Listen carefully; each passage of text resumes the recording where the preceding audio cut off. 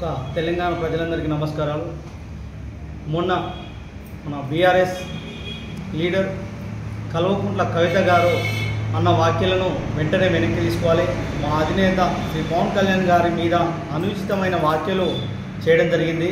ఆయన ప్రజా జీవితంలో ఎన్నో సంవత్సరాల నుండి 10 సంవత్సరాల నుండి పోరాట పటిమతోని ఒక విజయాన్ని సాధించి భారతదేశం గర్వించదగ్గ 21 స్థానాలు గెలిచిన ఆ యొక్క గొప్ప లీడర్గా ప్రజా జీవితం గడిపిన వ్యక్తిని అన్ఎక్స్పెక్టెడ్గా అంటే ఏదో అలా డిప్యూటీ సీఎం అయ్యారని చెప్పి అన్నారు. అమ్మ, ఒక మహిళామూర్తివి, మా అధినేతకు మహిళలంటే అపారమైన గౌరవం.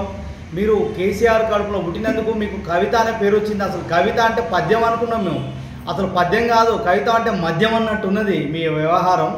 ఒక లిక్కరు దాంట్లో అంత స్కామ్లో మీరు పోయి మన ఢిల్లీ సీఎం కూడా కింద కూర్చోబెట్టి ఆయన గద్దె దించిన వ్యక్తి మీరు. అంత మహోన్నతమైన మహిళను తెలంగాణ ప్రజలకు, మహిళా లోకానికి దుర్మార్గమైన పేరు తెచ్చిన మహిళను మీరు ఇంత దారుణంగా మా అధినేతను అవమానించడం, ఈ మాటలన్నీ మీరు వెనక్కి తీసుకోవాలి. ఇది మేము జనసేన పార్టీ పాలకుర్తి నియోజకవర్గం నుండి మేము ఖండిస్తున్నాము. అమ్మ, మీరు ఇప్పటికి కూడా మహిళా లోకానికి ఎప్పుడైనా అపారమైన గౌరవం కాబట్టి మేము ఇప్పటికి కూడా మిమ్మల్ని ఏం అనట్లేము. ఒక మహిళవు, మాకు అమ్మతో సమానం నువ్వు. మాకు ఎందుకనంటే మా అధినేతను తిట్టడం మీరు చాలా తప్పండి.